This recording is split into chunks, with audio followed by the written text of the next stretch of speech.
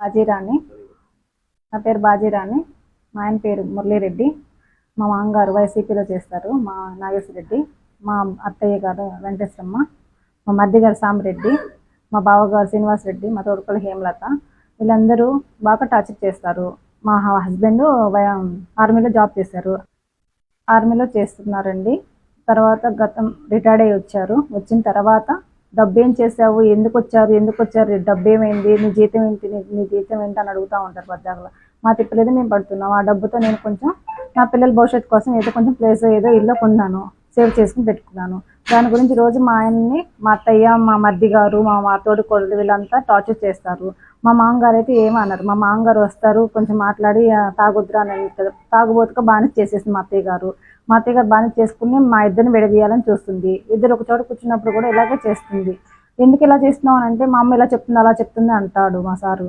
అందుకని చెప్పేసి మా ఆయన నాకు కావాలి, నాకు రక్షణ కావాలి, నా బిడ్డలు ఏమైపోతాం మేము, రోజున పడేసాడు మమ్మల్ని.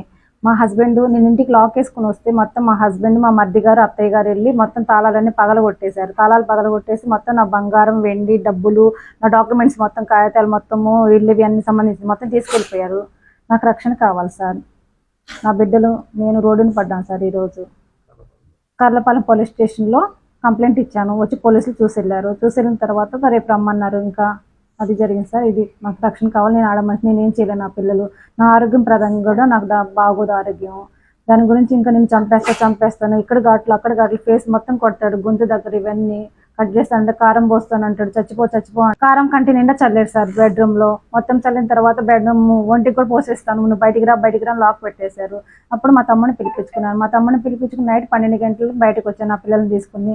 ఈ రోజు ఇంటిని అలా చేశారంటే నన్ను అక్కడ బతకనిస్తారా, ఏం చేస్తారు? వైసీపీ పార్టీ చూసుకుని మా మధ్య గారు మీ అంతు మా ఇంత తీర్చుకుందాం అంటున్నాడు. ఇక్కడికి వచ్చి బాపట్లో ఉంటే ఇక్కడ గొడవ పెట్టుకుని వెళ్ళిపోయాడు. నా భర్త నాకు కావాలి, నా భర్తని నన్ను విడదీయాలని చూస్తున్నారు వాళ్ళు. నా ఫ్యామిలీ నేను బాగుండాలి, నేను ఇదే కోరుకుంటున్నాను. నాకు రక్షణ కావాలి. నేను ఆడమని మా భర్త మత్తు పడడానికి బాగా బానిస అయి ఉన్నాడు. నా భర్తకి కౌన్సిలింగ్ ఇప్పించి నేను మా భర్త గారు హ్యాపీగా ఉండేలా రక్షణ చేయండి సార్. మాకు కావాల్సిందే కావాలి. నేను, నా పిల్లలు, నా భర్త హ్యాపీగా ఉండాలని కోరుకుంటున్నాను సార్. మా మరిది గారు అయితే ఇలా టార్చర్ పెట్టి మమ్మల్ని ఇవన్నీ చేస్తున్నాడు. ఇలా మా ఆయన గారు అయితే నన్ను చూడండి వండలేడు. మా మరిది గారు బాగా టార్చర్ సార్. పైసలు మామయ్య గారు అయితే ఏం మాట్లాడారు. అత్తయ్య గారు, మా మరిది గారు బాగా టార్చరు.